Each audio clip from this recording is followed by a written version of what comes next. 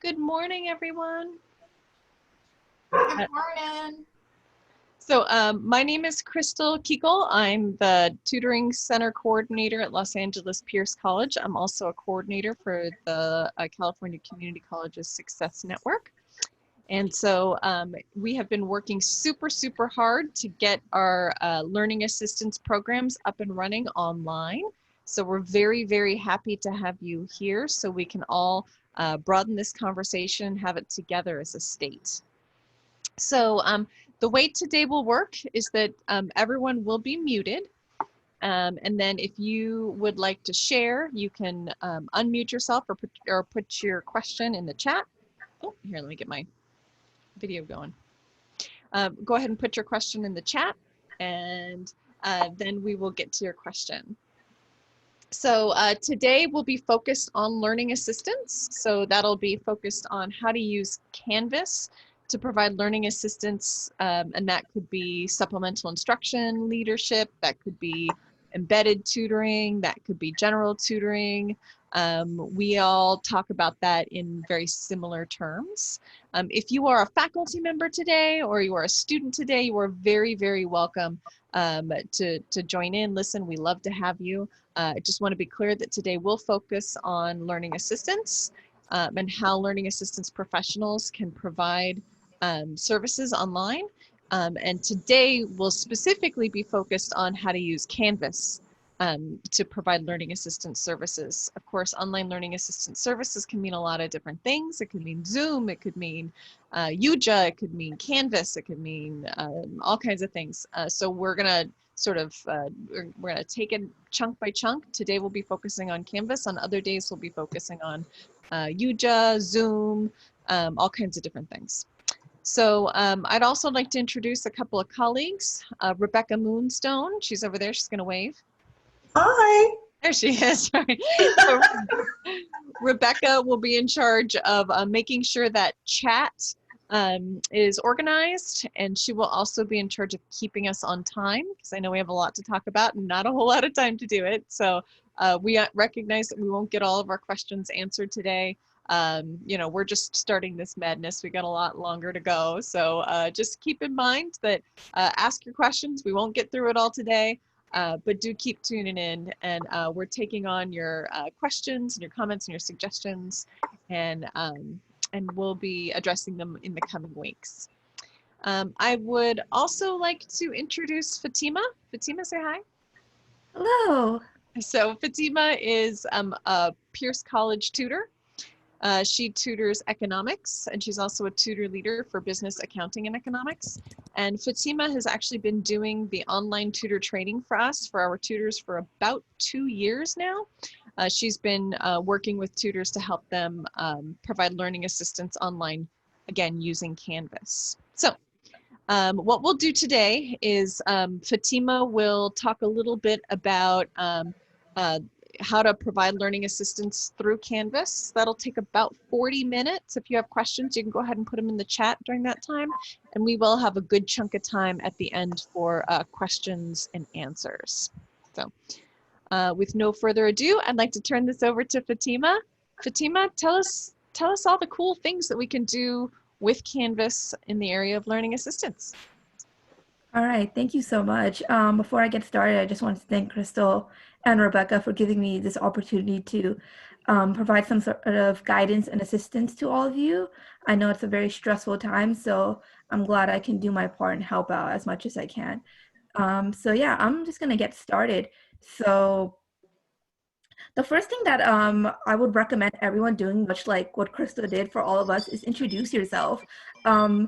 The online world is quite scary. So the one thing I always recommend people is to introduce yourself by first obviously joining the Canvas page. And again, the way you would join Canvas page is giving your student ID number or student email to the professor or the person handling the Canvas page in order for you to be in it, because that's the way you can introduce yourself. And I would recommend you being added as a tutor, because then you'll be added, have access to much more files, and you can create discussions and more tools. Obviously, if you're added as a student, you won't be able to have as much access, unfortunately. And the thing is, like I'll show you, the one thing I'm going to do is that I'm going to go through this PowerPoint and also show you the Canvas page itself. The thing is that sometimes some tools are not available to you because the professor has not provided you access with that tool. So you just have to make sure that they add features such as conferences and chat to the Canvas page so you have access to it. All right. Another key thing about introducing yourself is including information, obviously, such as your name, what hours you will be available, so the students will know when to go to the chat room, what times they should look for you, and if they are ever confused about hours, they know they can refer back to your introduction, which I'll show you how and where you should potentially put that. And they'll be like, hey, for example, Fatima's available from 5 to 7:30, but I forgot what day. They can go back to that page and be able to refer to what days I am available. So another thing that I added was that since we had a physical infrastructure known as the Center for Academic Success, the reason why I added this is because in the future, when infrastructures do open up, I would recommend also adding, if you do have hours online, to also add those hours that you are in the actual infrastructure. So again, this is for something in the future when we do open up again. Your email, because while I am going to show you the email feature within Canvas, there may be sometimes where Canvas can be potentially down, but and students will still want to be able to contact you, that you should include some sort of email that they can ask questions or send questions to. A little bit more about that, I recommend not using your personal work email. I recommend either creating a separate email completely on Gmail. So example would be fatimathetutor@gmail.com or anything along those lines. You can also use your student email if you feel more comfortable with that. The reason for me, since I'm no longer a Los Angeles Pierce Community College student, I don't check my student email as often. So, which is why I just created a separate Gmail. So I know that's the email I check during my tutoring hours, and that's the email where all my students are going to be sending me questions. I don't have to worry about them sending me questions through my personal email. And I would also recommend giving a response time. The thing is, lots of students, they'll send a question and they expect immediate response. But the thing is that you're not constantly checking your email. So I would always recommend saying how long it'll take you to respond to an email. Is it 24 hours? Is it 3 days? Is it an hour? So the students will know how long to expect a response.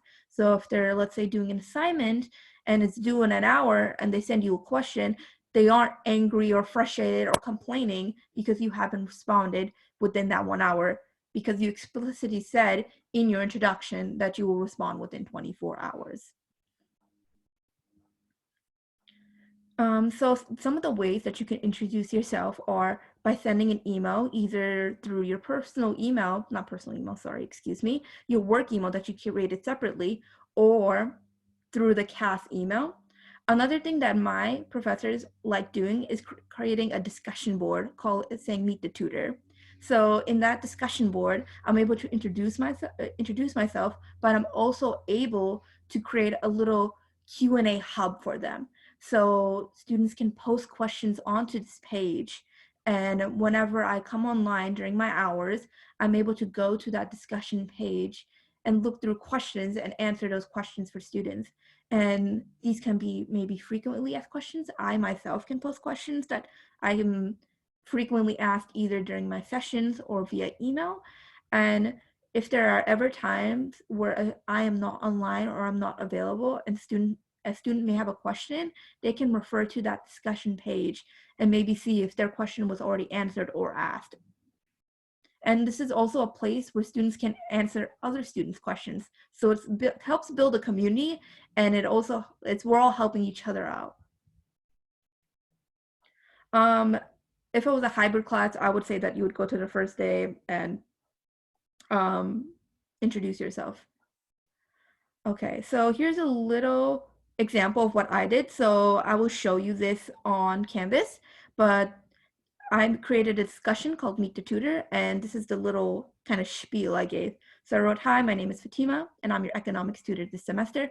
I just wanted to let you know I'll be available at CAS on Monday from," so I gave my name, I gave the times, Mondays from 12 to 3, and on the online chat room from Saturdays from 5 to 7. You may also post questions on the discussion, and I'll try my best to respond within a day.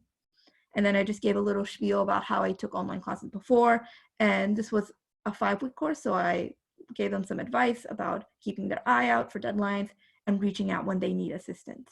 So this is, again, just an example of something that you should do, but the main point through this example was that you should include those 3 factors: your name, the timings, and how long it'll take you to respond. You can see that I didn't give my email, and that is because the professor wanted me to converse all through the discussion page, because then she will also be able to look at questions and see how I'm answering them. So that's why I just gave the discussion page as the only resource for sending questions. Okay. Another thing that I would like to stress is that since it is online, and again, there will be many times where you may not want to turn on your webcam for whatever reason, to still add a picture to your profile, because I wrote that it's not only important because when they look for you at CAS, but it's better to put a face to a name instead of talking to someone who looks like this. This could be quite intimidating. It could be quite scary, and it would be really hard to ask like someone looking like this a question. So it's better to put a face to a name, and it builds a little bit more comfort, in my opinion, when I see the person I'm talking to. And especially during this time where it's all online, it's like I don't want to just talk to someone who is like, I want to talk to an actual person. So by putting a profile picture, it makes me feel like I'm talking to an actual person instead of an enigma, basically. Okay, so I'm going to review some of the tools that I use on Canvas. So the first one being discussions. So discussions is a place where you can post questions that either you and other students have, and they can answer it on that discussion page. This will not only make your job easier, but again, it will prevent you from answering that same question multiple times. So again, if you see questions that you're asked a lot, either via the sessions that you have one-on-one with students or through email, I would highly recommend you post those questions onto a discussion page. So anyone who does have that question and you are not available, they will be able to find that answer because it's posted on the discussion page. And then again, like I stressed before, it could be a place where you can post frequently asked questions that they can refer to. So I'm actually going to show you discussions. So this is the Canvas shell. You can see that I am part of a lot of shells because I'm part of some of my course embedded courses. So some Hey, courses. Fatima? Yes. Let me stop you there. I actually Yeah, go can't ahead. see your shell. Oh, you cannot. Yeah. I'm still looking at your PowerPoint. I see. Okay. Can you see my shell now? Am I good? I can see it now. Thank you. Okay, perfect. Thank you so much. I appreciate that. So you can see that this is my Canvas shell. I'm part of multiple courses. Some of them are CET, which is course embedded. So meaning I prioritize those students before anyone else. So I have my economics and I have my 2 English courses. For peers specifically, we created general discipline shells. So I have one for economics and I have one for English. I recommend most of my colleagues to practice through our CAS page. So I'm just going to show you some practice discussions that we have created through our CAS page. So the discussions are a place where I recommend people to post any sort of notes or study guides, especially when they're going through them via conference. And I'll explain why I recommend posting notes and study guides on here and not on conferences. And I'll show you because it goes away, and I'll explain a little bit more when going through that. The way you would add a discussion is this button right here where it says plus discussion. you would add a discussion. You would title it whatever you want. So it could be algebra review session or study guide for the anthropology midterm. You can add a little bit. So the thing is, what you can also do with discussions is that you can add some notes. If you have, let's say, a recorded session that you did via conferences, you can say, hey, watch the video, and I go through how to solve this problem or anything of the sort. So this will allow the student to have the notes and kind of go through it and solve it by themselves. And if they're still struggling, they can refer to either the recording that you may have, which I will show you, or they can go and ask you to further explain something. Obviously, we would have to choose the file, whatever the study guide or PDF may be. You would attach that file by choosing the file over here. Another thing I would recommend is allow threaded replies. The reason being is so if someone is confused about something, if they have any questions about something, another student can reply to that. And instead of creating an entire new question, they'll be able to reply to that question directly.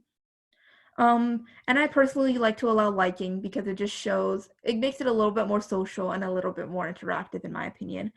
The one thing that's nice about discussions, if you intend on doing something in the future, so let's say you intend on doing a review session in the future and you don't want to post the study guide right now, you can simply just save it and you'll see it's not published. But if you're ready to post it and publish it immediately, then you would just do save and publish. And then if you didn't publish it, you can always go back. So I'm going to show you a discussion that wasn't published. Excuse the internet speed. So like this one, you can see it's not published.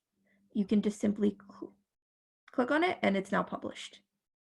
And then I can click on it. So there would be a green check mark, meaning they're published. If there's a little X towards it, that means it's not published. Since I'm on Canvas and I mentioned how you need to make sure your faculty members enabled certain tools, this is what I mean. So you can see that there's a little I with a cross on it. The I with a cross on it, meaning that it's disabled. You have to make sure that the ones that you would like, such as conferences and discussions and chat, are not crossed off, because then you won't be able to access it and neither will students be able to access it. All right, so that's mainly the stuff I have for discussion. Since I'm on chat, I'll tell you a little bit about chat. So the way that our college is mainly using chat for is for quick questions. The reason being is that because you'll see with conferences, there's a whole invitation procedure that can be quite lengthy, and setting up that entire conference can be quite a lot, especially if a student just has one simple question like, hey, I answered this way, am I on the right path? And you're just like, yes, no, or something very simple. You can easily ask through chat. You can also see over here that you can see who's online. So you can see I'm online on chat currently. And then another nice thing about chat is that chat is saved. So you can see through this chat, we have chat all the way from 2017. That's 3 years ago. So you can go through it and they'll be like, oh, maybe the paper deadline for Thursday was too early. It was actually for Friday or something of the sort. So that's what's really nice about it as well, that since it's saved, that professors can look through it. And it's also quite difficult since it's all text. So courses such as math and science are quite hard to explain strictly through text. A lot of them, I know, a lot of my colleagues like to use whiteboards because they like to draw problems out. They like to allow the student to practice the problems. So in situations such as that, I recommend using conferences. So conferences is right here. So conferences takes you to a third-party source called Big Blue Button. So you can see over here, Campus Conferences is a free service provided by Big Blue Button. So Big Blue Button and conferences, if I say Big Blue Button, it's the same thing as conferences. If I say conferences, it's the same thing as Big Blue Button. So the way that you would start a conference is you would simply do add conference. Okay. So for this one, I'm just going to write test conference. There we go. Um, the one thing I learned from this is that unfortunately duration does not work for us. I've put 30-minute sessions and it's gone way over 30-minute sessions. So I just do no time limits. So enable recording this conference. This is very useful for multiple reasons. One of the reasons is that if you're doing a review session and not everyone can attend, if you check this box, the session will record, and when the person is available, they'll be able to watch this session. And if you go through a study guide, you would post that study guide through your discussions, and they can download that PDF and watch this and go through the study guide with you basically from the recording. It's also good if you go through certain concepts very well in the past. You can always refer to them, to refer students to them, sorry. So if you, let's say last Monday, I was able to do a really good job in explaining macroeconomic concept of monetary policy. And so let's say I have multiple students, and one student comes in and he's like, I need help with monetary policy. And I have another student who has a question about fiscal policy. I can refer that monetary policy student to the video and be like, hey, try watching this video, see if your question is answered. If not, come back. And while they're watching that video, I can help the person who has a different question. I also recommend using conferences to serve as a waiting room.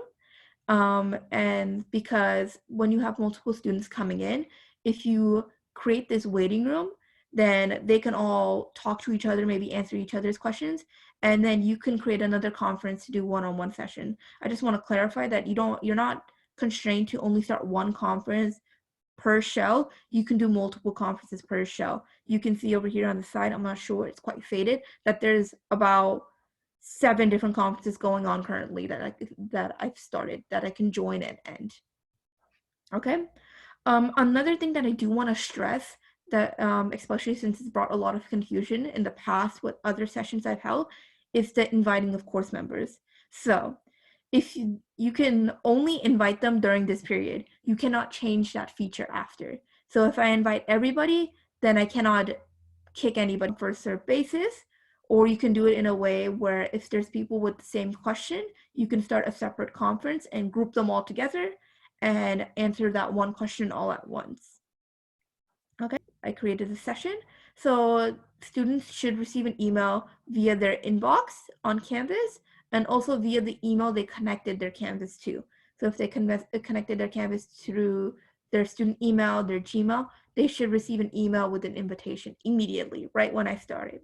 So the thing is that this has not started. Nobody can join yet. The way that they can join it is once you push start.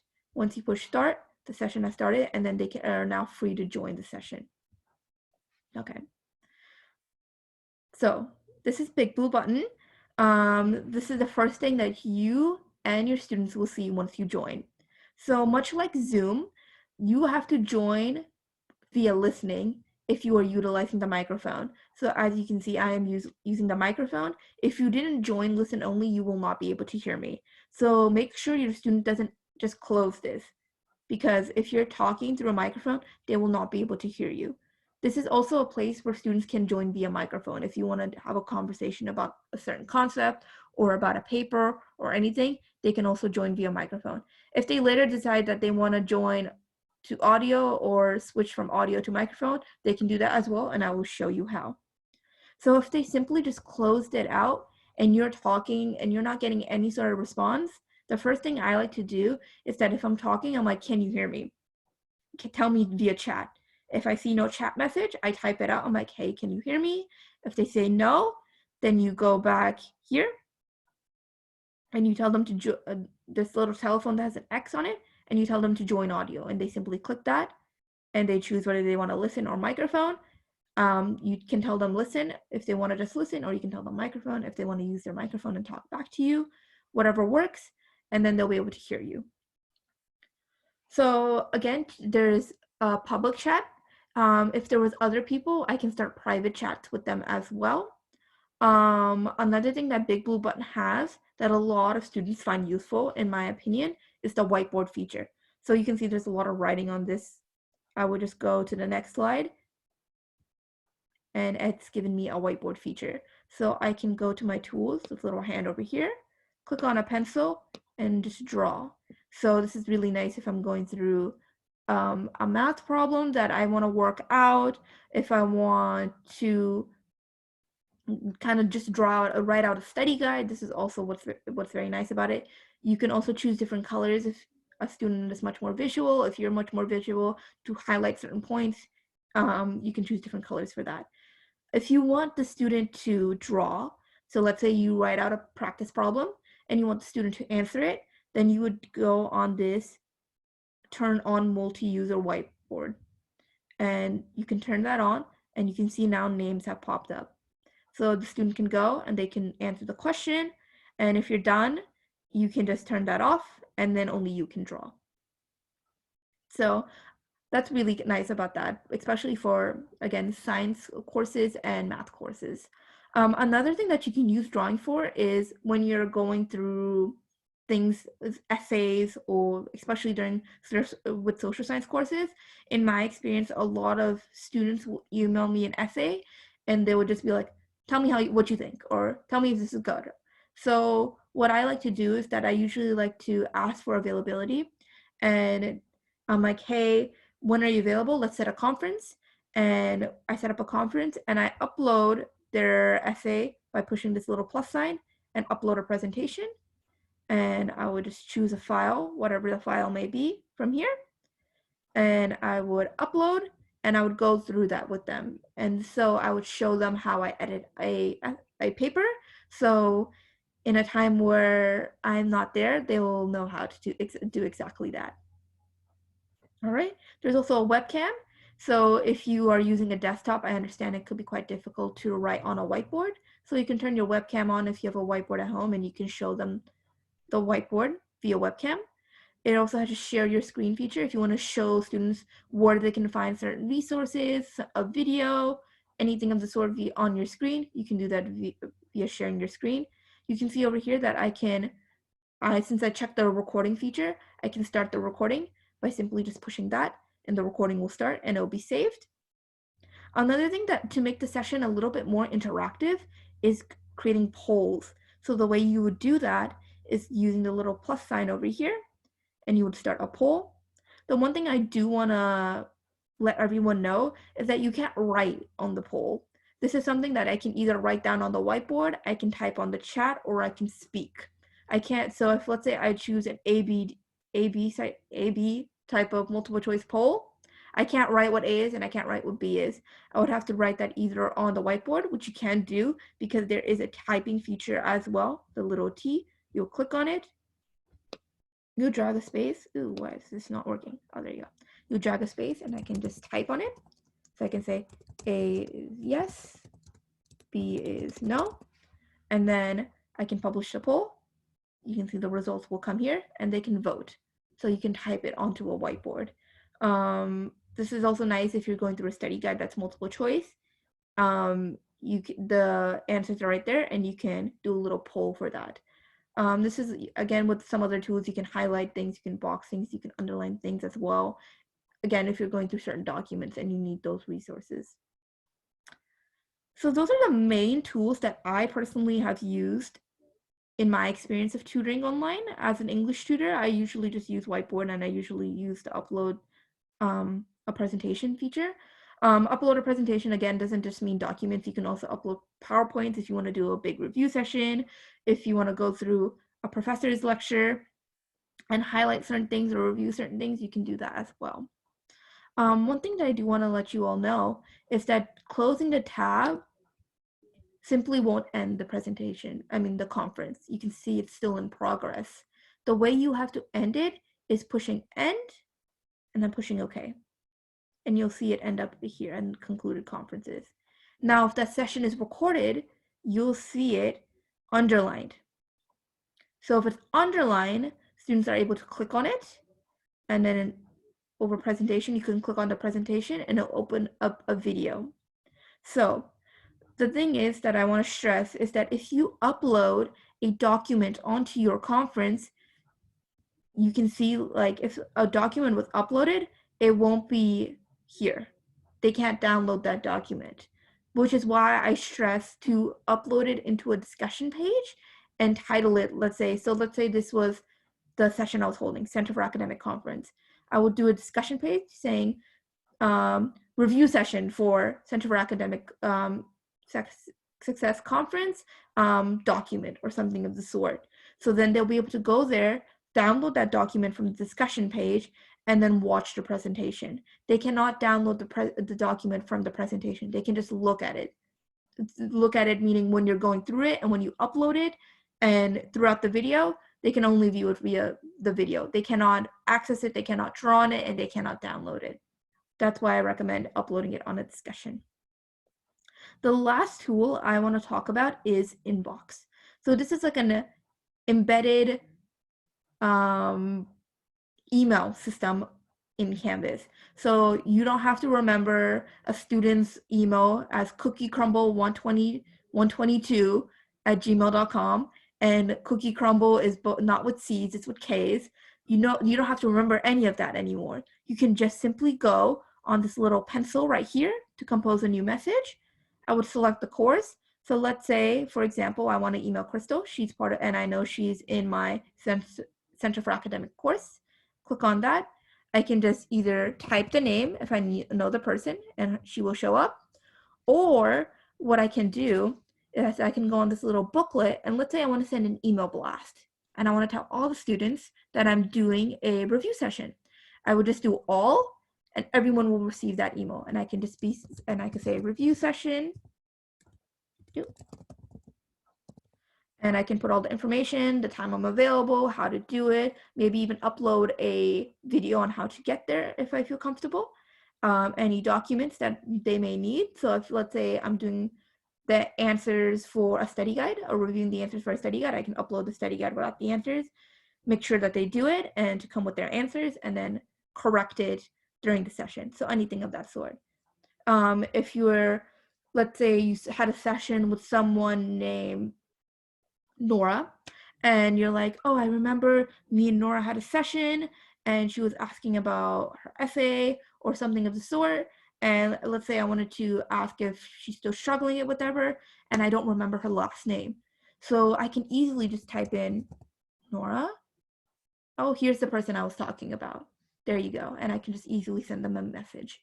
So this just makes it much more convenient to send messages because it removes that hassle of remembering email addresses and anything of the sort. So people know that when you log on to Canvas, that's when you get these Canvas messages. It's not something that you will just magically appear within your Gmail.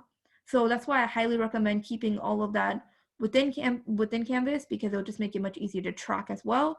If you want to send a message to, let's say Crystal is my professor, and I can send it to both, and she'll be able to monitor this conversation, and she'll be able to make sure I'm answering everything properly, then I can do that as well, where Gmail can be much difficult. And those are the basic tools I have for Canvas that I use. Those are the 4 main tools. And I think I am done, and I did it in 40 minutes on the dot. So is it cool if we open the floor to questions? Yeah, absolutely. Just we're very happy to take questions at this point. We'll just ask everybody again, if you haven't already done so. Oh, hold on one second. Before we open it up to questions, we'd just like to remind everybody to please put their names, their email addresses, their institutions, and their roles in the chat, so we can keep track of who's going to these things, and so we can send you materials accordingly. We'll go ahead and open it up to questions. If there's too much background noise, we may have to mute everybody again. We'll see how that goes.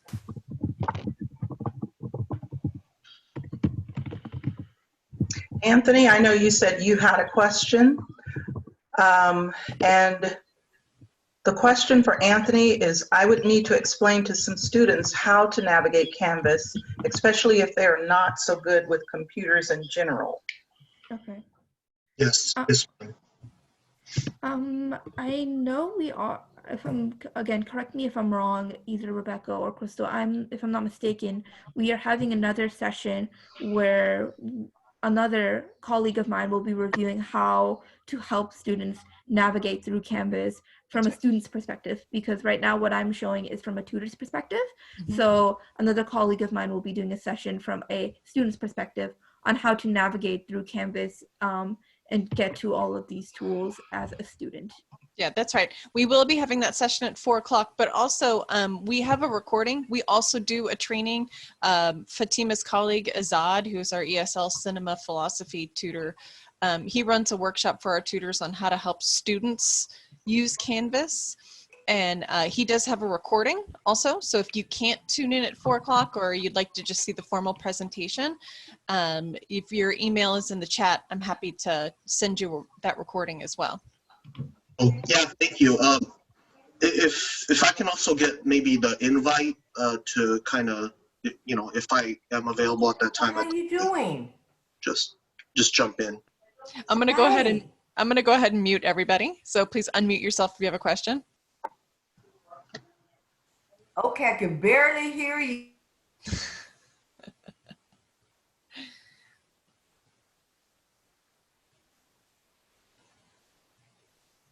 Okay. All right, Anthony. Yes, Rebecca, can you direct Anthony to where he can find the links to the 4 o'clock session? Yes, I'm going to put all of that information just in a few seconds in the chat box. Great, thank you. So yeah, other questions, just go ahead and unmute yourself if you have a question. We're just gonna keep everybody muted, not because we don't wanna hear your voice, but because we don't wanna hear everybody else's voice in your house.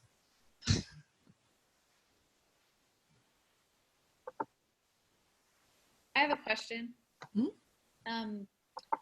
What are the benefits of using the blue button tool versus Zoom? Besides the fact that it's integrated into Canvas, is there any other benefit to it? Beautiful question. Fatima, do you want to talk about that first? Oh, sorry, I muted you. Okay. All right. Yeah. No, it's all good. It's all good. So the reason why I prefer to use conferences is because, again, like you clarified, that is not just easily integrated to Zoom. I'm not Zoom. Sorry, Canvas. It's more because there are just those basic features that you need. Zoom can get quite complex with breakout rooms and stuff like that. And the thing with Zoom is that you can only hold one meeting at a time. The reason why I like conferences / Big Blue Button is because I like to create some sort of waiting room, and that waiting room can serve as a place where students can chat amongst each other. Because much like what I do in person, if a bunch of students come in and I have a bunch sitting at a table and I'm helping one student out, they can still speak amongst each other. But with Zoom, if I can't really do that, because I can either do that one-on-one session or one big session. So I'm able to separate people into groups via conferences. And that's just much easier, in my opinion, to do it via conferences, because in Zoom, it could get quite complex with breakout rooms. And like, I feel like Zoom is really good because there's a lot of different tools, but it's also really bad because of how many tools there are. But with Big Blue Button is just all the basic things that you really need. And it's a little bit more straightforward and simplistic from a tutor's perspective. While Zoom can get very complex with settings of the breakout room, with annotations, with sharing screen. Because with Big Blue Button, there's no scare of giving someone access to something you don't want access for. With Zoom, I can accidentally, let's say, if I give you remote control access to a student, they can open files, close things, delete things. And with Big Blue Button, I can never give them that there's no option to give them that. So that reduces that fear of something like that from occurring. Yeah. Thanks. I would also add, Michelle, that, and this goes back to a question that Joshua asked earlier. I would add that we're actually training our tutors on Big Blue Button and on Zoom Pro. Because one is likely to go down. You know, the largest community college district in the country all went online today. That's LACCD. And so we're anticipating some tech glitches from Zoom, some tech glitches from Big Blue Button. Big Blue Button has limited utilization now, and so on. So we're really spending time. The first week of the closure, we really spent a lot of time training our tutors on Big Blue Button. Last week, we spent a lot of time getting our tutors trained on Zoom.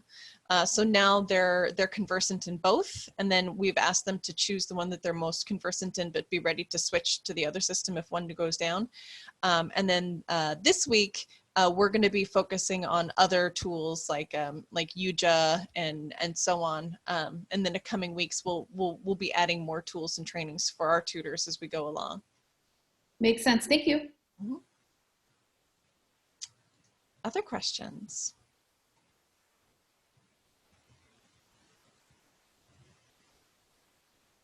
I would just like to add, just because I just remembered it as well, with Zoom, there's also a delay in when you receive the recording link, while with Big Blue Button is much more immediate because once you stop the session, that recording is there for you immediately. While for Zoom, I think it takes a few days for you to get the link of the recording, and then you can send out that recording. Well, with Big Blue Button, as you saw, once I ended the session, the recording was there and easily accessible to all students. I didn't have to really send out a link to everybody of a recording as well. Although it should be noted, right, Fatima, that the recordings in Big Blue Button are only available for 2 weeks. Is that true? It says 14 days, but I've seen like recorded sessions just past that as well. I see. So I'm unfamiliar with that whole duration timing and then also that deletion feature of it as well. Mm-hmm. Okay, thanks. Any other questions? Okay. Are there other systems or tools that folks are using out there that you'd like us to cover? We'll cover Zoom, we'll cover UJA. As we move on, are there systems that either you're conversant in that you could provide support for, or systems that you would like for us to make sure that we address in the coming months? And by the way, that could also add concerns in general, topics or concerns for learning assistance online that that we can cover as well. Go ahead, Joan. My question, I guess, is for Fatima. If I was understanding right, she has these different Canvas shells open because she's tutoring for a different professor's class. Is that correct? So how do you keep track of that? Oh, I see. So if I'm doing so the way that I've done it, so there's 2 different ways that you can potentially do it. So the one way that I do it is that if I'm doing a specific professor, so let's say I'm doing English 101, I would separate those hours first of all. So I would do, let's say, English 101 for this specific professor on Mondays from 12 to 1. Mondays and Wednesdays from 12 to 1. And then I would go on this shell, which is general. Anybody can enroll. Everybody can enroll. It's self-enrolled. So, oh, sorry, that's English. So this one, I would do from Tuesdays and Thursdays from 3 to 4, and anybody can come in. These people can also come in, but again, the way that our system works is that I prioritize the ones I'm embedded to. So that's why I would separate it, meaning that on Mondays and Wednesdays, these 101 students are my only priority. But if they come into my Tuesdays and Thursday sessions, then I will help them once I'm finished helping my other students. So if someone else came before them, that person will go first, and then I'll help the 101 student.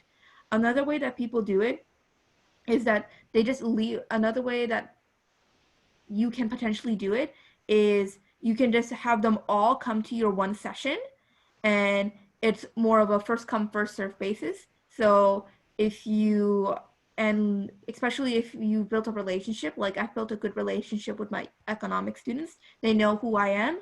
So I won't go on their shell. They will just come to this shell, let's say, for example, and they would just find me. So they would go and they'll be like, oh, there's Fatima. I can just click on here or wherever the thing may be. Let's say I started a conference. They would just go on my conference and they'll be like, oh, Fatima's right here. I can just join her session. I know she's the person assigned to my course. So it just whatever is easier.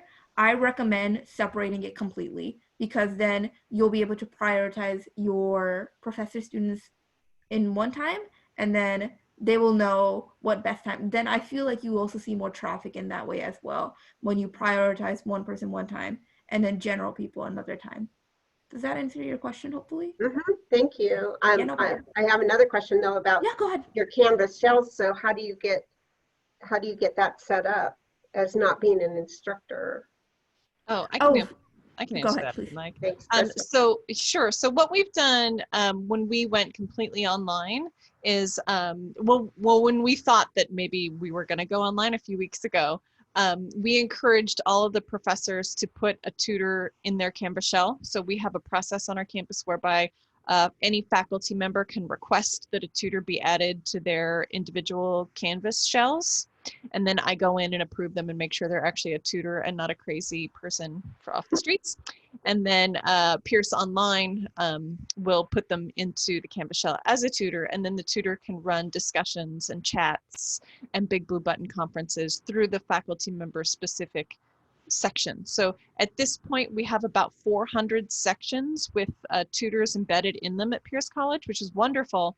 But that certainly doesn't cover all of the students at Pierce College. There's going to be a lot of students out there that don't have a tutor embedded in their Canvas course, and it's not fair to them that they don't have a faculty member who put a tutor in their Canvas shell. So what we did was I worked with Pierce Online to create 48 practice shells or Canvas shells that were not courses, and one for each subject that we offer tutoring in. It was quite a lift. It took us about 2 weeks to do. And we went in and we did a general setup that maybe Fatima can click on the English tutoring shell so you can kind of take a look at what that setup is. And then we generated a self-enroll link, and we sent that out to all faculty members, and we put all the self-enroll links on our Center for Academic Success page. So a student can just scroll down and click on a link, and then that will enroll them in a general Canvas shell that anybody can enroll in, whether or not they have an embedded tutor. And as you can see here, we've got all of the tutors up here, and there's a button that says click here for a tutoring session. That leads to a discussion where they'll tell us a little bit about what they need. And then a tutor will be monitoring that shell at all times. They have a schedule. And then they'll either open up a Big Blue Button, a Zoom Pro, a chat, whatever is appropriate for that student. So that was all done by me, with a lot of help from a wonderful team and a lot of amazing tutors. But we just set up one shell as default, and then we just imported it into the other 47 shells. Some faculty members have chosen to customize their shells and do them in slightly different ways. That's fine. Yeah, so we work directly with Pierce Online to get those set up. Okay, thank you. Other questions?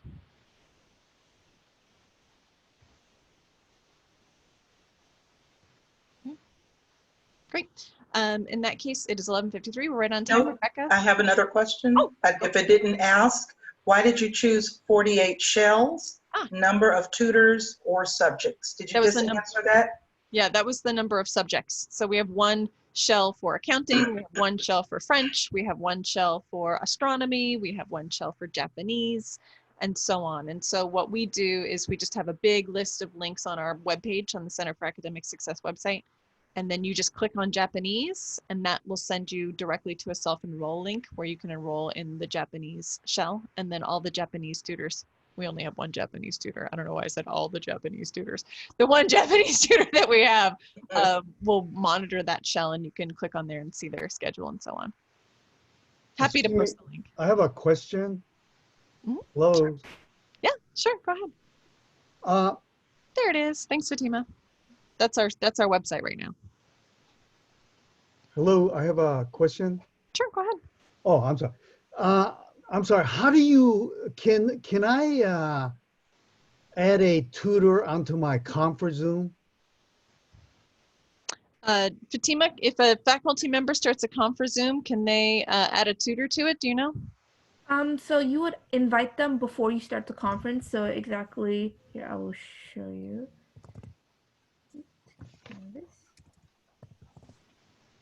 Okay, we're struggling a little bit. But the way that you would do it when you invite someone originally, you would have to invite them beforehand. So it's not something where you can invite them after.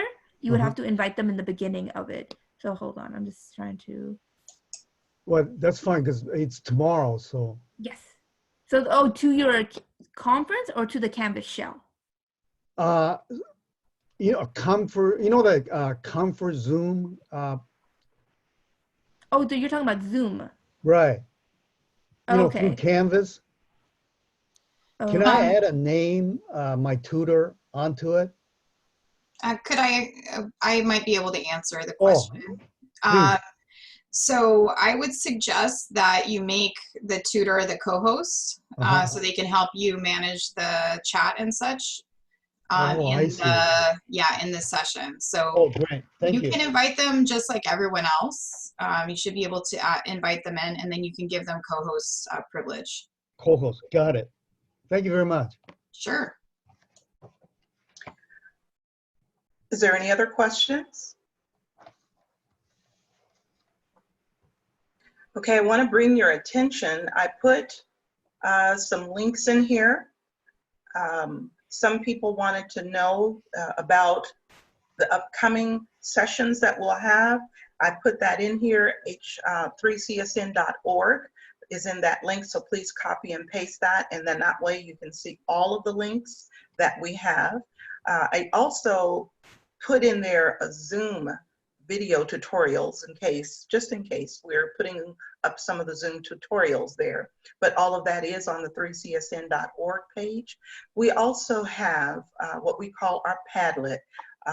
That is a wealth of information that you can definitely have. You can also, what we do is we're putting that in there for also the community. If you have some information or knowledge that you would like to share with other people, you can also put that in there, and then we will also make sure that that gets in to the Padlet account. I can just share that with you very quickly. We also have a Padlet account for students only. So if the students want to go into the Padlet, they can as well go into that account. Let me just share that with you very quickly. This is our Padlet account here that we have. And it's, as you can see, it's just a wealth of information.